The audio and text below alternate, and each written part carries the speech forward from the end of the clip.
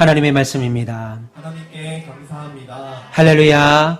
예, 오늘도 하나님의 말씀으로 새로운 삶을 살기를 각오하며 이 시간에 나온 우리 사랑하는 별님 여러분, 잘 나오셨습니다. 지난 한 주간도 주의 은혜 안에 평안하셨습니까? 예, 이 시간 나온 성도들 우리 전호좌우 보시면서 우리 이렇게 격려하겠습니다. 승리하고 나오셨습니다. 예, 잠옷실에 계신 우리 어머니 아버지들 한번 인사해 볼까요? 승리하고 나오셨습니다. 예, 감사합니다. 이제 한 주만 지나면 새로운 달 9월입니다. 9월부터는 가을이지요. 새로운 계절인 가을에도 하늘로부터 내려오는 하나님의 사랑과 은혜가 우리 모두와 함께 하셔서 평생을 멋쟁이 신자로 사는 복 누리시기를 주님의 이름으로 축원합니다. 우리는 지난 2주간 계속해서 시편 23편을 통해서 인생의 온갖 염려들과 여러 결정들로 인해 찾아오는 스트레스를 해결하시는 참목자이신 하나님을 만나봤습니다. 오늘도 계속해서 시편 23편을 통해서 우리의 인생에 반드시 존재하는 사망의 음침한 골짜기를 지날 때 하나님께서 어떻게 우리를 도우시는지 말씀을 통해서 오늘 한 두 가지로 살펴보겠습니다.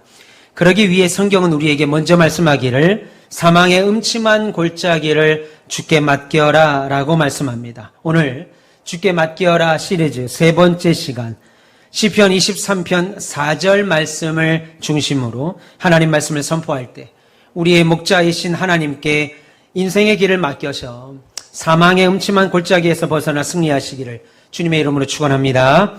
오늘 본문은 우리가 인생에서 사망의 음침한 골짜기를 통과할 때에도 선한 목자이신 하나님께서 우리와 함께 하신다라고 말씀하지요. 본문 4절 보세요. 내가 사망의 음침한 골짜기로 다닐지라도 해를 두려워하지 않을 것은 주께서 나와 함께 하심이라. 주의 지팡이와 막대기가 나를 안위하시나이다 라고 했습니다. 그러면 우리가 인생의 음침한 골짜기들을 만날 때에 우리가 어떻게 대응해야 할까요? 그에 앞서 반드시 우리가 기억해야 할 것 하나가 있습니다.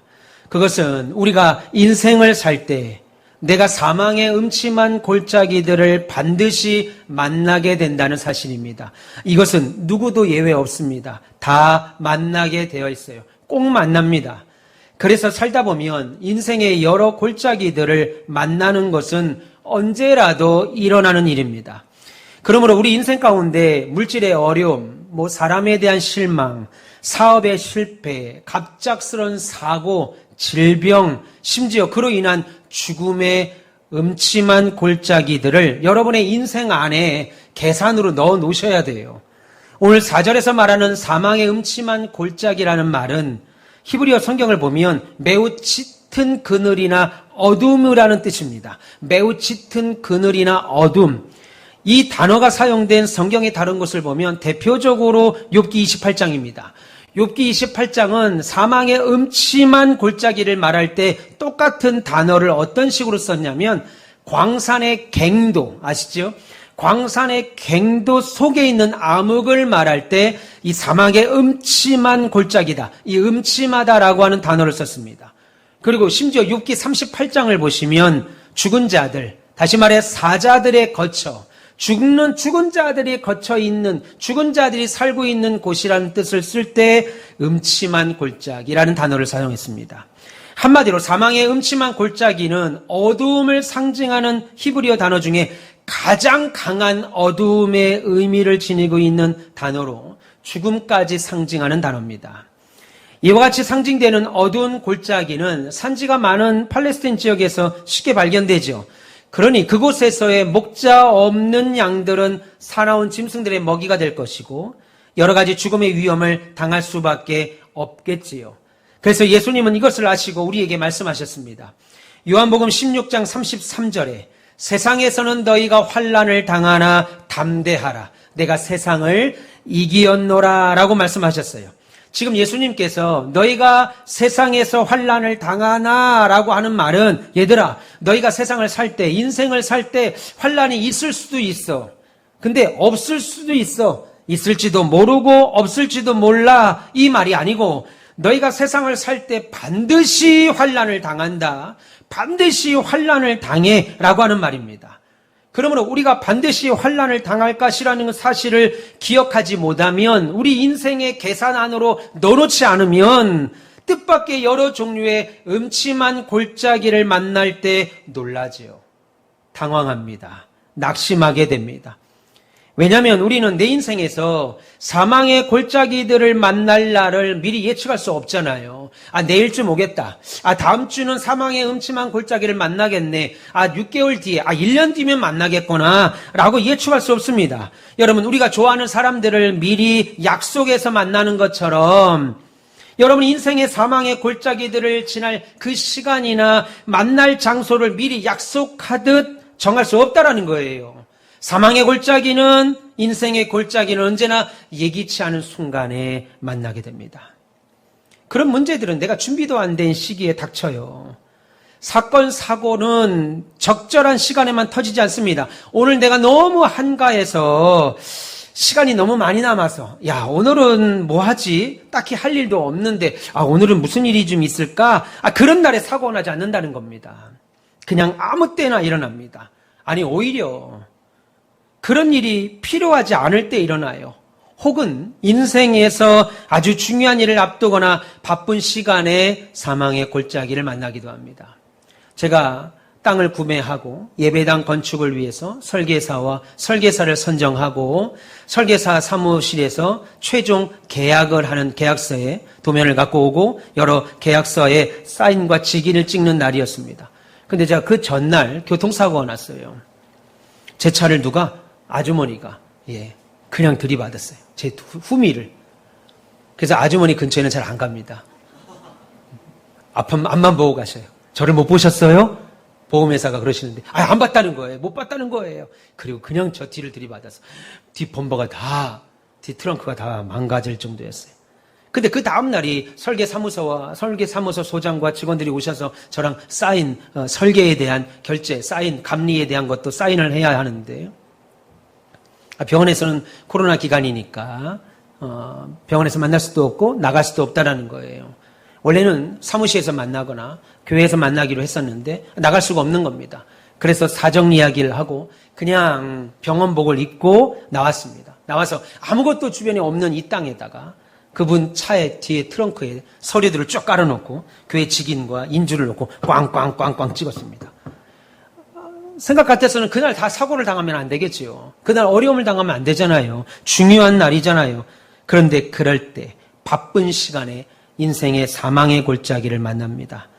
그래서 여러분, 사람이 인생에서 낙심되고 낙담되는 시기를 미리 알 수만 있다면 그는 위대한 사람일 거예요.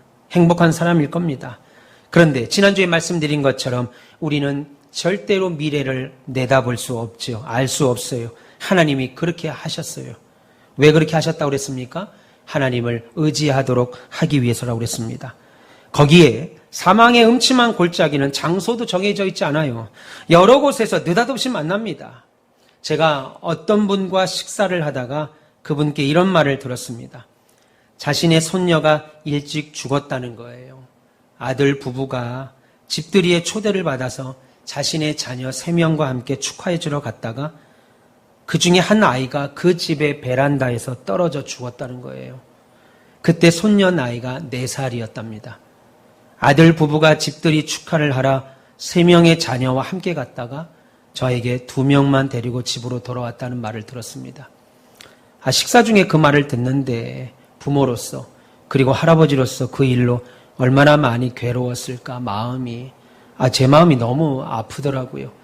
그러면서 그 손녀가 살아있다면 지금 한 27, 8쯤 됐을 것 같습니다. 라고 말하더라고요. 우리 성도 가운데 한 분입니다. 여러분, 이런 일들은 전혀 모르는 생판 모르는 남에게만 있는 것이 아닙니다. 모든 인생의 한 부분이에요. 신자라 해도 예외 아닙니다.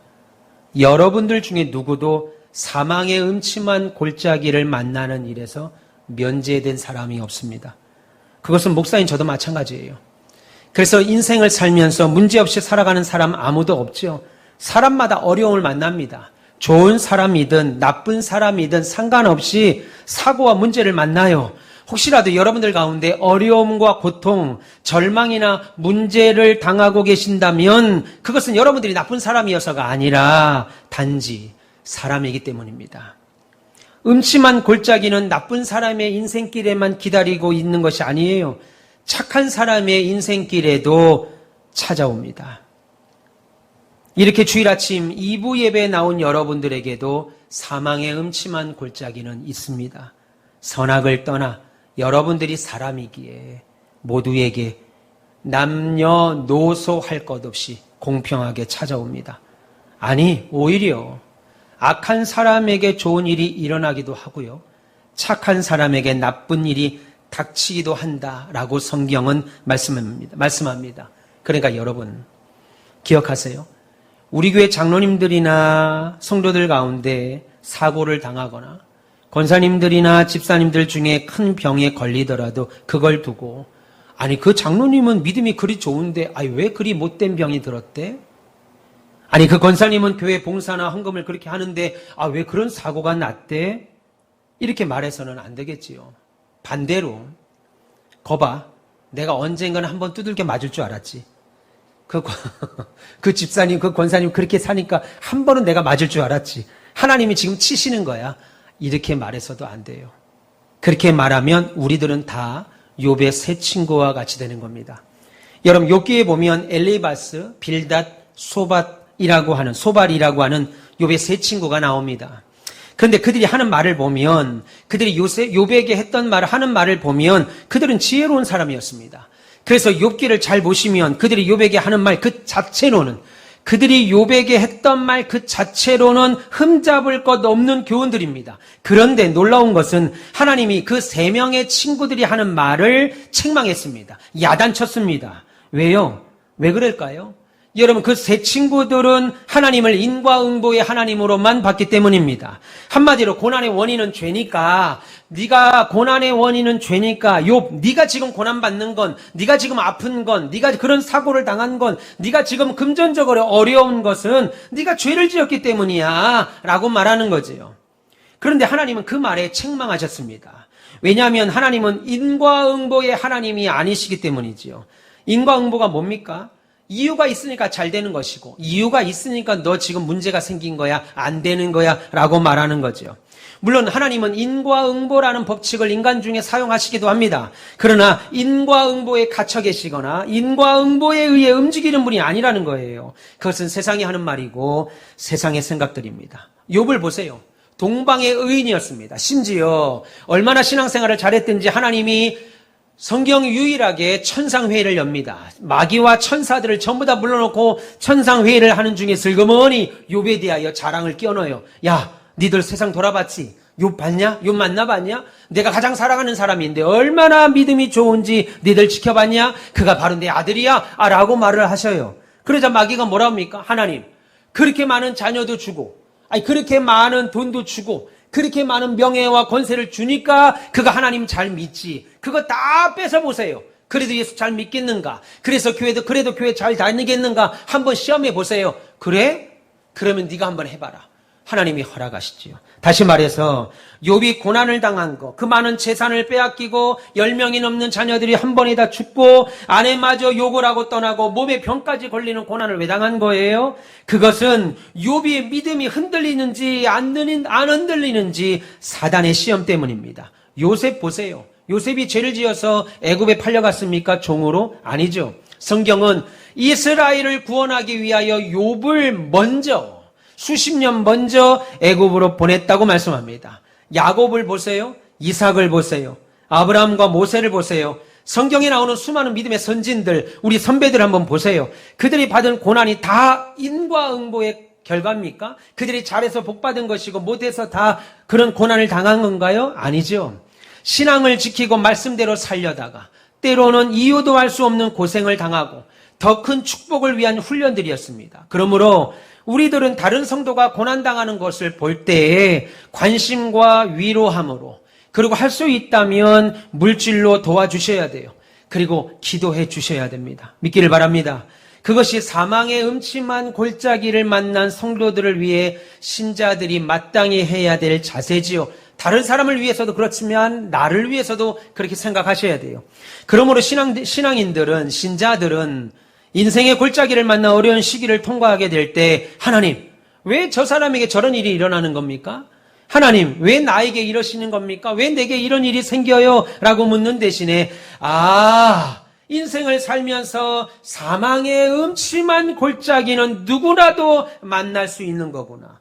누구도 만날 수 있구나. 라고 하는 사실을 인식하시면서 인생의 골짜기를 하나님께 맡기셔야 됩니다. 거기에 저와 여러분들이 하나님이 아니잖아요. 우리가 하나님이 아니듯이 이 땅 또한 천국이 아니라고 하는 사실도 기억하셔야 됩니다. 그러므로 이 세상에서 만나게 되는 문제, 난관, 재난, 비극, 이 모든 것이 우리에게 일어나는 것은 당연한 거예요.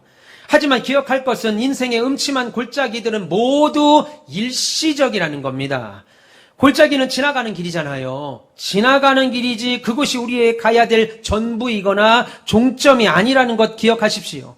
우리 인생에서 사망의 음침한 골짜기가 한도 끝도 없이 계속 진행되지 않는다는 겁니다. 사망의 음침한 골짜기는 우리가 한평생 머물 장소가 아니고 통과하는 장소, 지나가는 장소, 한 시점입니다. 우리가 터널 지나가 보잖아요. 운전하고 터널을 들어가면 터널을 반드시 빠져나오는 길이 있습니다. 물론 터널이 생각보다 길 수도 있어요. 그럼에도 계속되는 터널의 길이는 없어요. 물론 우리가 사망의 음침한 골짜기로 접어들면 당장 막다른 골목에 온 것 같아요. 내가 막장 안에 멈춰 있는 것 같아요. 내가 할 수 있는 것이 아무것도 없어서 절망 가운데 있는 것 같아요. 그런데 그렇지 않습니다. 어려운 시기, 힘든 상황, 고통스러운 환경은 일시적이라는 것 반드시 기억하시길 바랍니다. 그래서 사도 베드로는 베드로전서 1장 6절에 이렇게 말합니다. 진심으로 기뻐하십시오. 시련을 만나거든 사망의 음침한 골짜기로, 오늘 우리의 설교 제목으로 따지면 사망의 음침한 골짜기를 만나거든 진심으로 기뻐하십시오. 이 세상에서 잠시 동안 여러 가지 시련으로 괴로움을 당하겠지만 앞에는 오히려 더 크고 영원한 즐거움이 기다리고 있습니다. 라고 했습니다. 잠시입니다. 여러분, 잠시. 사도 베드로도 이 땅에서 저와 여러분들에게 근심스러운 시기가 있을 것을 인정해요. 그래서 여기 땅에 사는 동안 때때로 사망의 골짜기로 인해 당혹하고 낭망하기도 합니다. 허둥대기도 하죠. 아니, 일시적으로 시달리기도 합니다. 사람 때문에, 돈 때문에, 병 때문에 시달리죠. 온갖 종류의 시련들이 있습니다. 슬픔을 겪기도 하고 괴로울 수도 있고, 그래서 남들 모르는 눈물도 흘리기도 합니다. 그런데 베드로는 그것에서 멈추지 않고 사망의 음침한 골짜기가 우리에게 있는데 거기에서 헤매거나 거기에 갇혀있지 않고 그 일 뒤를 본다고요. 그것은 일시적입니다. 라고 말하면서 그 뒤의 일을 보는데 그것이 천국의 기쁨입니다. 천국의 기쁨을 내다보지요. 천국에는 더 이상 우리를 괴롭히는 문제가 없다는 거예요. 돈 때문에, 사람 때문에, 병 때문에 지지고 볶는 일이 없다라는 겁니다. 거기는 사망의 음침한 골짜기가 어두움도 없다는 거예요. 그러므로 여러분, 이 땅을 사시면서 사망의 음침한 골짜기를 만날 때 소망 없는 자처럼 낙심하지 마세요. 소망 없는 자처럼 속상해하지 마세요. 이 땅에서 사는 8, 90년의 인생은 언제나 문제가 있구나. 언제나 괴로움이 있구나. 인식하십시오. 그러나 그 문제는 영원히 어떤 문제도 없을 천국과 비교하면 무시해도 좋을 만큼 작은 겁니다. 영원히 주님과 함께하는 영광과 비교하면 여기서 잠깐 겪는 환난들은 그냥 신경 꺼도 될 정도입니다. 베드로만 아니라 바울도 그렇게 고백하죠. 고린도후서 4장 17절에 우리가 지금 겪고 있는 어려움과 고난은 아무것도 아니며 오히려 오래가지도 않습니다. 이 짧은 고통은 영원히 다음 없는 영광을 가져올 것입니다. 라고 말합니다. 여러분, 성경 곳곳에서 우리 믿음의 선배들이 곳곳에서 사망의 음침한 골짜기는 오래가지 않는다 얘들아, 후배들아, 가운빛의 별님들아 지금 말하고 있는 거예요. 우리가 볼 때는 사망의 음침한 골짜기가 너무너무 길어 보이는데 아니야, 안 길어. 그렇게 길지 않아. 일시적이야. 라고 말합니다. 아니, 오히려 고통은, 그 짧은 고통은 영원히 다음 없는 영광을 가져오게 될 거야. 그것이 중요하죠. 따라서 우리 인생에서 어떤 것도 우연이 없다고 믿으신다면 음침한 골짜기 그 모두가 우리의 신앙을 위한 것임을 기억하세요. 그래서 베드로는 말하기를 이러한 시련은 여러분의 믿음이 얼마나 강하고 순수한 것인가를 보고자 하는 시험에 불과하다 그렇게 말합니다. 여러분, 사망의 음침한 골짜기가 내게 찾아오는 것은 내 믿음이 우리 얼마나 강하고 내 신앙이 얼마나 하나님 앞에 주님만 바라보는 순수한 것인가를 보는 테스트장이라는 거예요. 그래서 하나님은 우리가 음침한 골짜기를 통과하게 하심으로 우리의 신앙을 아름답게 만들어 갑니다. 자주자주 말씀드립니다. 좋은 것으로 행복한 일로 우리의 신앙이 만들어지지 않고요.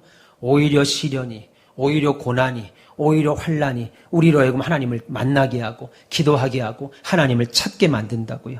그래서 하나님은 우리가 음침한 골짜기를 통과하게 하심으로 여러분들의 신앙을, 저의 신앙을 아름답게 만들어가요. 제가 목사 안수를 막 받았습니다.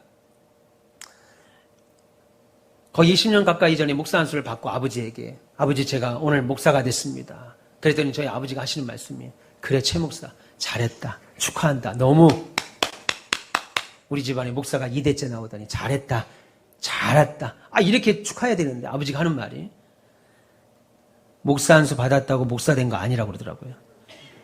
그냥 참으로 확 끼얹는 거죠. 우리 아들 고생했다, 공부하느라고 수고했고 애썼다, 주의 사역에 큰 열매가 있기를 기도한다. 마음은 그랬겠지요. 그런데 하시는 말씀이 목사 안수 받았다고 목사가 되는 게 아니라는 거예요.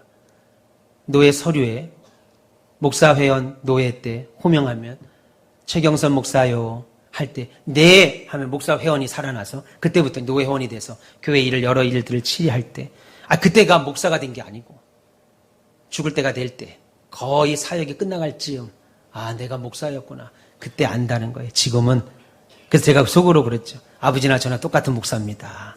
그때 아버지가 그걸 알고 아니라 이겁니다. 지금 목사 받은 건 목사가 아니라는 거예요. 아주 찬물을 끼얹는데 1등이에요, 우리 아버지는. 근데 그 말이 맞더라고요. 사역을 해보니까 너도 목사냐? 저에게. 그렇게 말할 때가 너무 많은 거예요. 너무 부끄러울 때가 많은 거예요. 그래서 신앙이 어려움을 통과할 때마다 하나님 못 갈 것 같아요. 나 진짜 싫어요. 하기 싫어요. 성도들 보는 것도 다 지긋지긋하고 내가 왜 그런 사람들 때문에 신경을 그렇게 써야 돼요. 나 싫어요. 라고 말하고 바로 되돌아서 하나님 죄송합니다. 잘못했습니다. 하나님 용서해 주세요. 또 매달리죠. 그 1년의 과정이 반복되고 반복돼 가면서 목사가 돼가는 거죠. 장로님, 권사님, 집사님들도 마찬가지입니다. 안수 받으면 바로 장로 되는 게 아니고 안수 받았는데 오히려 장로 되기 전보다 부족할 때가 있어요. 뭐지? 근데 그 시간이 지나면 성도를 위하여 기도하고 교회를 위하여 헌신하고 눈물 뿌려 기도한 그 시간이 지나면 드디어 집사님의 모습으로, 권사님의 모습으로, 장로님의 모습으로 변해가는 거죠. 마찬가지로 사망의 음침한 골짜기가 우리로 하여금 하나님을 만나게 합니다. 찾게 합니다.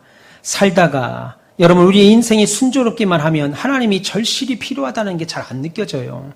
살다가 캄캄한 골짜기에 부딪혀봐야 그제야 기도해야 되겠구나 무릎으로 기도의 자리에 나오는 것이 인생입니다. 그러므로 신앙은 사망의 골짜기에서 성숙하지요. 도무지 이해가 안 되고 힘들고 괴로울 때, 그래서 오히려 하나님을 기쁨으로 섬기거나 나 더 이상 믿고 싶지 않아, 나 더 이상 교회 가고 싶지 않아, 그런 마음이 들 그때가 오히려 여러분의 믿음이 단련되는 때예요.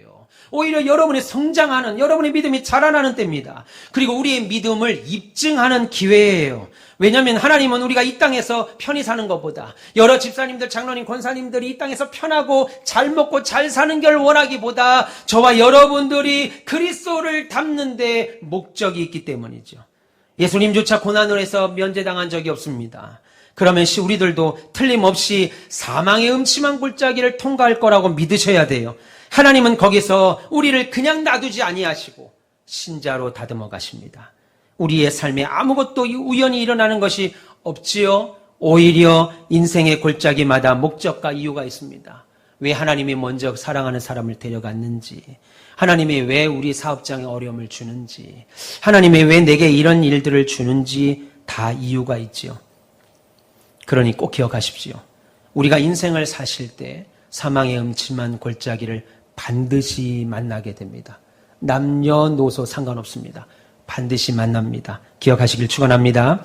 그러면 두 번째로 인생에서 사망의 골짜기를 만나게 될 때, 만난다는 건 알았습니다. 그러면 사망의 골짜기를 내가 만난다는 걸 알았습니다. 그러면 그 사망의 골짜기를 만나게 될 때 우리는 어떻게 행동해야 되냐는 거예요.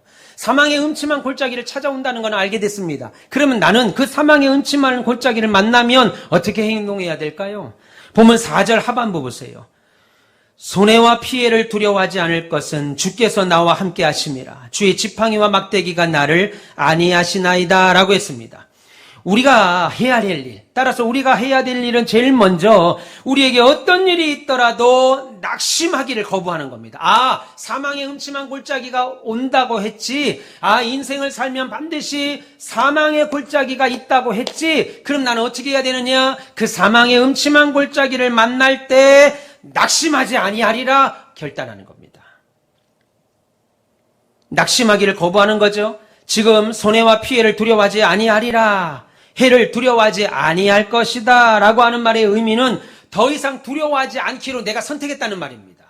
사망의 음침한 골짜기를 만날 때 엄마 무서워하지 아니하고 두려워하지 않기로 선택했다는 겁니다. 그냥 나는 두려워하지 않을 거야. 나는 두려워하지 않을 거야. 나는 두려워하지 않을 거야. 구호 삼창 외치듯이 외치는 것으로 끝나는 것이 아니라 의지적으로 어려운 일이 찾아올 때 나는 두려워하지 않을 거야 라고 결단하는 거라는 거죠. 만약 여러분들이 지금 어떤 일로 낙심하고 계시다면 그것은 여러분들이 낙심하기로 선택하신 거예요. 내가 낙심하는 쪽으로 선택하는 겁니다. 사망의 음침한 골짜기 안에 그냥 머물러 있기로 선택한 거예요. 사망의 음침한 골짜기는 반드시 그냥 통과하는 과정이라고 그랬는데 내가 그냥 머물러 있기로 선택한 겁니다. 그 일을 부정적으로 보기로 선택한 거예요. 그런데 반대로 선택할 수 있다는 것도 기억하십시오. 신자도 사망의 음침한 골짜기를 통과한다고 말씀드렸습니다. 그러나 신자와 불신자의 가장 큰 차이는 사망의 골짜기에서 소망 없는 자처럼 주저앉아 있거나 그곳에서 헤매지 않는다는 거예요. 오히려 하나님을 나의 목자로 모시고 인정하는 자들은 그 사망의 음침한 골짜기에서 차분하게 한 걸음 한 걸음 발걸음을 옮기는 자입니다. 비록 인생을 살면서 깊은 골짜기를 지난다 하더라도 내 목자 때문에 내 목자 때문에 두려움 없이 걸어가는 거예요. 여러분, 그래서 믿음으로 여러분 사망의 음침한 골짜기를 만나게 되거든 의지적으로 낙심하기를 거부하기를 바랍니다. 의지를 가지고 낙심하지 않도록 거부하세요. 나 낙심 안 할란다. 거부하세요. 여러분들은 골짜기를 헤매고 돌아다닐 이유가 없는 분들입니다. 다만 사망의 음침한 골짜기를 지날 뿐이에요. 세상 모든 사람은 다 지나는데 우리는 그냥 그 길을 지날 뿐입니다. 그리고 우리가 낙심하지 않기로 작정할 수 있는 이유는 그곳에 하나님이 목자로 계시기 때문이죠. 그래서 우리는 목자이신 주님을 바라봐야 돼요. 그래서 긍정적으로 결심할 수 있습니다. 목사님, 연약한 인간이 어떻게 낙심하지 않을 수 있어요? 목사님, 연약한 인간이 어떻게 낙심하지 않는 걸로 선택할 수 있어요? 어제 소망에 우리 서양옥 집사님이 팔순이셔서 어디 계시죠? 우리 성가대 계신 팔순입니다. 와, 박수 한번 칠까요? 감사합니다. 네, 우리는 팔순도 성가드렸어요. 참 놀랍습니다. 다른 교회는 70만 넘으면요 뒷방 늙은이처럼 뒤에 빡 빠져 앉아 있어요. 아무것도 못합니다. 우리는 나는 80이어도 주를 찬양하겠습니다. 그리고 저렇게 계시잖아요. 어제 80이어서 식사를 소망에 대접하셨어요. 근데 나오시면서 하시는 말씀이 나이가 70이 넘고 80이 넘었는데 나이가 들수록 속이 더 요만해진다는 거예요. 젊을 때는 속이 이만했는데 지금은 속이 요만해. 보이지도 않는데. 생각해 보세요. 나이가 들면 들수록 속이 더 넓어져야 돼요? 좁아져야 돼요? 김영민 권사님, 넓어져야 돼요? 좁아져야 돼요? 상식적으로 넓어져야죠. 경험이 많으니까 그럴 수 있어. 그래, 맞아. 이래야 되는데 안 그렇다는 거예요. 나이가 들수록 섭섭한 게 왜 이렇게 많은지 몰라. 그래서 불끈불끈 한다는 거예요. 막 화가 막 몰아치고 막 쉬 삐지고 젓가락도 먼저 안 주면 삐진다는 거예요. 국도 먼저 안 퍼주면 삐지고. 나이가 들수록 여러분 지금 웃지요? 젊으셔서 그래. 저도 그럴 것 같아요. 70, 80대 되면 국그릇 먼저 안 주면 삐질 것 같아요. 나이가 그렇게 드시면 마음이 넓어져야 되는데 속이 막 좁아진다는 거예요. 속이 좁아진다는 거예요. 여러분, 그렇게 밥그릇 먼저 하나 드리는 거, 숟가락 하나 먼저 안 놔주는 것도 삐지는 나이인데, 이렇게 연약한 인간이 어떻게 사망의 음침한 골짜기를 지날 때 낙심하지 않기로 선택할 수 있습니까? 라고 물으실지 몰라요. 그것은 여러분, 그 방법은 내가 지금 당면한 문제보다 하나님 보시면 됩니다. 우리의 목자이신 예수를 바라보세요. 그거가 우리가 할 일입니다. 동일한 혼란과 비극과 위기의 상황에서도 어떤 사람은 그것 때문에 무너지잖아요. 그것 때문에 자살합니다, 심지어. 근데 어떤 사람은 그것 때문에 굳건하게 일어서요. 무슨 차이가 있겠어요? 무엇을 보느냐에 따라 다른 거죠. 그 문제를 만나지만 어떻게 그 문제를 바라보느냐에 따라 달랐습니다. 사망의 음침한 골짜기를 지나는 양떼 곁에는 항상 목자가 있지요. 그래서 그 양떼들은 안전하게 골짜기를 지날 수 있는 겁니다. 지금 사망의 해를 당하는, 그래서 환란의 골짜기를 지나고 있는 다윗이 오늘 시편 23편 4절에 그 해를 조금도 두려워하지 않을 수 있었다는 것은 바로 목자이신 하나님의 인도와 보호하심을 바라봤기 때문이라고 말합니다. 그래서 주의 지팡이와 막대기가 우리를 보호하신다라고 했지요. 본문에서 나오는 지팡이와 막대는 목자의 무기 아니겠어요? 지팡이는 양들을 인도하기 위한 장비고, 막대기는 일종의 무기로 공격해오는 맹수들, 짐승들을 방어하는 도구입니다. 이렇게 목자는 자기 양떼를 지킨다고요. 그러니 여러분, 우리가 처한 상황 먼저 바라보지 마시고 대신에 주님 바라보시고 목자이신 하나님 바라보시도록 의도적으로 선택하십시오. 물론 그렇게 한다는 거 쉽지 않다는 거 압니다. 저도 그래요. 쉬운 일이 아니고 어려운 일이라는 거 알고 있습니다. 그래서 바울은 우리가 그렇게 생각할 줄 알고 골로새서 1장 11절에 이렇게 말합니다. 하나님은 영광의 권능에서 오는 모든 능력으로 강하게 되어서, 하나님의 영광의 능력으로 오는, 권능에서 오는 모든 능력으로 우리가 강하게 되어 기쁨으로 끝까지 참고 견디기를 바랍니다 라고 말합니다. 그러니까 무슨 말이에요? 사망의 음침한 골짜기에서 빠져나올 수 있는 길은 우리가 하는 것이 아니에요. 우리의 힘은 언젠가는 바닥납니다. 시련의 기간이 길어지면 길어질수록 에너지가 떨어져요. 인간의 인내에는 한계가 있다고요. 그래서 일제강점기에 신앙을 지키던 주기철 목사님도 감옥에서 하나님께 기도하기를 뭐라고 기도했습니까? 자신을 향한 일제의 고문의 시간이 길지 않기를 위해서 기도했어요. 왜요? 자신이 고문이라는 골짜기에 넘어져서 주를 향한 신앙이 변절될까봐 두렵기 때문이다 라고 말했습니다. 주기철 목사님조차도 고문 때문에 내 신앙을 변절할까봐 두려워서 하나님, 고문이 멈추든지 자신을 데려가든지 해달라고 그랬죠. 그래서 인생의 골짜기에는 여러분 자신의 힘보다 더 큰 능력이 필요합니다. 내 힘으로 극복할 것이라는 생각하지 마세요. 공중의 권세 잡은 사단이 간섭하는 이 세상은 우리들의 힘으로 살 수 있는 세상이 아닙니다. 내가 노력하면 되겠지, 내가 마음 먹으면 되겠지, 그러면 작심삼일이란 말이 왜 생겼겠어요? 여러분 삶에 닥치는 모든 상황은 우리의 자신 힘으로 감당할 수 없습니다. 그러니 힘든 것이 당연하죠. 그러나 우리에게는 우리의 목자이신 하나님이 계십니다. 그래서 오늘 다윗은 고백합니다. 주께서 나와 함께 하심이라. 하나님은 우리가 골짜기를 통과할 때 하나님의 능력을 우리에게 주실 뿐만 아니라 함께 하심도 약속하셨어요. 그러니까 여러분들은 절대로 여러분 혼자 사망의 음침한 골짜기를 지나지 않습니다. 이사야 43장 2절에 하나님은 우리에게 이렇게 말합니다. 네가 물 가운데로 지날 때에 내가 함께 할 것이고 강을 건널 때에 물이 너를 침몰하지 못할 것이고 네가 불 가운데로 행할 때에 타지도 아니할 것이고 불꽃이 너를 사르지도 못하리라 라고 하셨습니다. 그러니 여러분 인생에서 반드시 사망의 음침한 골짜기가 올 거를 믿고 동시에 여러분 인생에 목자이신 하나님이 필요하다고 하는 것도 반드시 기억하시길 바랍니다. 내 노력으로 사는 것 아니에요. 하나님이 오늘도 여러분의 건강 불어버리면 그 건강 그냥 날아갑니다. 여러분 인생, 삶 그냥 무너집니다. 오늘 우리 박명인 권사님이 3개월 만에 오셨어요. 새벽기도 한번 빠진 적 없습니다. 수요 예배, 금요 기도회, 주일 저녁 예배까지 빠진 적 없는 분인데 넘어지셔서 어깨를 다치고 나서 3개월 동안 신앙 올스톱. 신앙이 올스톱입니까? 잘 살고 있는 아들 부부까지도 매일 집에 와야 돼요. 매 토요일마다 집에 와서 어머니 돌아봐야 돼요.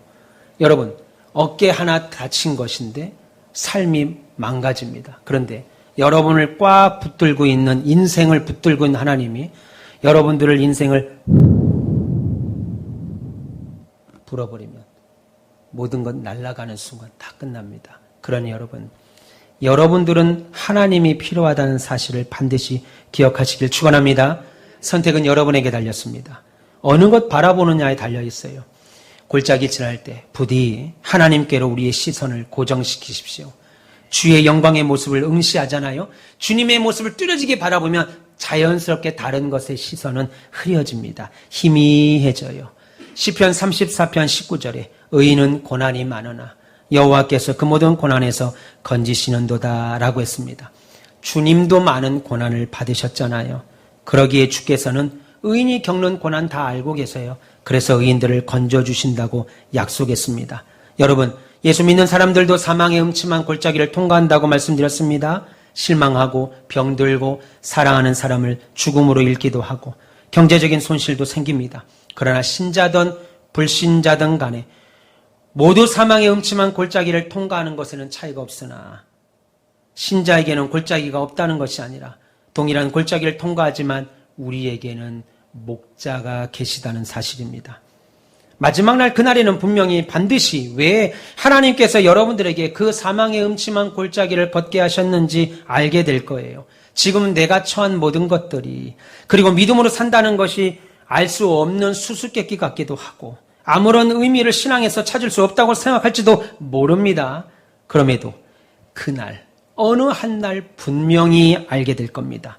완성된 청사진으로 여러분들이 지금 선 자리, 여러분들이 지금 가온빛교회에서 저와 함께 예배하는 이 시간, 그 직분을 주신 이유 밝히 깨닫게 알게 됩니다. 특별히 우리들이 걸었던 사망의 음침한 골짜기, 그 길 배후에 있는 하나님의 뜻을 보게 될 거예요. 그런 의미에서 우리에게 있는 고난은 당연한 것으로 받아들이세요. 여러분, 우리는 고난을 단순히 고통으로만 이해하죠. 그러나 사실 고난은 인생을 더 공부하는 것과 같습니다. 고등학교를 마치면 상급학교인 대학을 지나가는 것처럼 더 대접받는 훈련을 하는 거예요. 그게 사망의 음침한 골짜기를 지나는 겁니다. 거기서 하나님은 우리를 훈련하여 우리가 하나님의 뜻을 이룰 수 있도록 만든다고요. 얼마 전까지만 봐도 저 사람 예수 믿겠는가 했던 사람이 어느 순간 기관장이 되고 구역장이 되고 어느 순간 집사권서 장로가 된다고요. 여러분, 그것이 우리가 이해되는 고난의 골짜기입니다. 물론 현실적으로 어떻게 이것이 이해돼요? 어떻게 저건 이해해야 돼요? 하나님 하는 것에는 어떤 지혜가 필요할지도 모르겠습니다. 그런데 사망의 골짜기에서 나와 함께 하신다. 하나님이 나와 함께 하신다는 큰 약속은 벗어날 수 없습니다. 그래서 여러분, 사망의 음침한 골짜기를 잘 지나기 위해서는요, 내가 하나님 앞에 사망의 음침한 골짜기에서 주저앉아 낙심하고 있지 않고 오히려 낙심을 밀어내세요. 낙심하지 않기로 결성하세요. 그러기 위해서는 성경 예습하시고 복습하시고 개근하셔야 됩니다.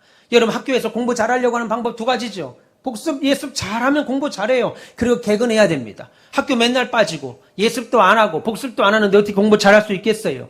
어떤 것들은 나이가 들어 키가 더 크면 그 문제가 아무것도 아닌 문제가 되는 게 많지요. 우리가 나이가 먹어 더 자라게 되면 앞에 있던 벽 때문에 안 보였던 것들이, 벽이 나보다 더 커서 그 벽 때문에 안 보였던 것들이 벽을 허물어야 보이는 것이 아니라 키가 크면 보이게 됩니다. 우리가 등산해 볼 때 알잖아요. 등산할 때 사실 올라가는 길에서는 산도 주변 경치도 안 보입니다. 그래서 처음 100m까지 올라갈 때 고생한 것이 그 다음 100m 또 올라갈 때 똑같이 반복적으로 쓸데없는 고생을 하는 것 같아요. 올라갈수록 처음보다 더 힘들죠. 그런데 언제 차이를 보게 돼요? 산 중반에 올라갔을 때, 산 중반쯤 올라가서 고개를 들어 산 아래를 보니까 산 중반쯤 올라가서 산 아래를 보면 내가 보려던 시야가 트입니다. 그 다음에 정상에 올라가서 다시 내려다보면 또 중반에서 봤던 그것과 또 달라요. 없던 것이 보이는 게 아니라 안 보이던 게 보입니다. 다시 말해 시야가 넓어진다고요. 여러분, 사망의 음침한 골짜기도 우리의 신앙의 시야가 넓어지게 만드는 겁니다. 여러분의 시야가 넓어진다고요. 믿음의 시야, 인생의 시야가 넓어져요. 그래서 여러분, 사망의 골짜기를 만날 때 낙심하지 않기로 의지적으로 결단하십시오. 여러분, 우리의 신앙이 거기서 자라고 있다는 사실을 기억하셔요. 성경은 많은 기록에서 그것을 우리에게 가르치고 있습니다. 그래서 사망의 음침한 골짜기를 만날 때 저와 여러분들이 해야 될 일은 주께서 나와 함께 하심이라. 내가 해를 두려워하지 않을 것은 주께서 나와 함께 하심이라. 주의 지팡이와 막대기가 나를 안위하시나이다 라고 하는 말을 믿으시고 우리에게 어떤 일이 있더라도 낙심하기를 거부하는 것입니다. 사랑하는 우리 가운데서 별님 여러분, 우리가 인생의 골짜기를 주께 맡기기 위해서는 아까 말씀드렸습니다. 먼저 내가 사망의 음침한 골짜기들을 반드시 만난다라고 인정하셔야 돼요. 내 인생은 편안하게만 살 거야. 내 인생은 즐겁게만 살고 싶어. 내 인생은 늘 행복하고 해피하게만 살고 싶어. 아니고 내 인생은 반드시 사망의 음침한 골짜기를 만나게 된다. 인정하시고 그리고 두 번째로는 우리에게 그 사망의 음침한 골짜기를 지날 때 어떤 일이 있더라도 낙심하기를 거부하는 겁니다. 거기에 앉아서 슬퍼하고 괴로워하고 물론 그럴 수 있습니다. 물론 힘들 수 있어요. 우리는 사람이니까. 우리는 능력이 없으니까 낙심하고 괴로워하고 슬퍼할 수 있습니다. 그런데 우리에게는 목자 되신 하나님이 계심으로 우리에게는 주의 지팡이와 막대기가 우리를 안위하시고 안전한 곳으로 이끌어 가실 능력 많으신, 내 능력으로는 부족하지만 능력 많으신 하나님이 나와 함께 하심으로 나는 낙심하지 않을 거야 라고 낙심하기를 거부하셔야 돼요. 이 두 가지 꼭 기억하시기를 축원합니다. 그래서 오늘 다윗이 본문 4절에서 말하는 것, 내가 사망의 음침한 골짜기로 다닐지라도 해를 두려워하지 않을 것은 주께서 나와 함께 하심이라. 주의 지팡이와 막대기가 나를 안위하시나이다. 우리 같이 한번 읽어볼까요? 4절 한번 읽겠습니다. 시작. 내가 사망의 음침한 골짜기로 다닐지라도 해를 두려워하지 않을 것은 주께서 나와 함께 하심이라. 주의 지팡이와 막대기가 나를 안위하시나이다. 아멘. 여러분, 이 말을 다른 한 가지의 말로 하자면 이거지요. 우리가 하는 일보다 하나님이 우리에게 하시는 일이 더 많다고 고백하는 겁니다. 우리가 하는 일보다 하나님이 우리에게 하시는 일이 더 많아요. 믿기를 축원합니다. 예, 우리에게 찾아오는 모든 문제, 어려움, 축복이 더디오는 거, 인생이 잘 안 풀리는 것 같은 거, 인생의 아픔, 육체의 질병들, 여러분이 이유를 묻는 것들 한날 분명해질 겁니다. 하나님의 사랑의 빛 속에서 밝혀질 거예요. 그래서 시편 37편은 말하지요. 23절, 24절. 여호와께서 그 길을 기뻐하시나니 저는 넘어지나 아주 엎드려지지 아니함은 하나님께서 손으로 그를 붙드심이로다. 다만 그날 오기 전까지 세상이 아니라 사람이 아니라 하나님을 신뢰하면서 우리의 참 목자이신 주님과 함께 사망의 음침한 골짜기에서도 멋지게 승리하시는 믿음의 별님들 다 되시기를 주님의 이름으로 축원합니다.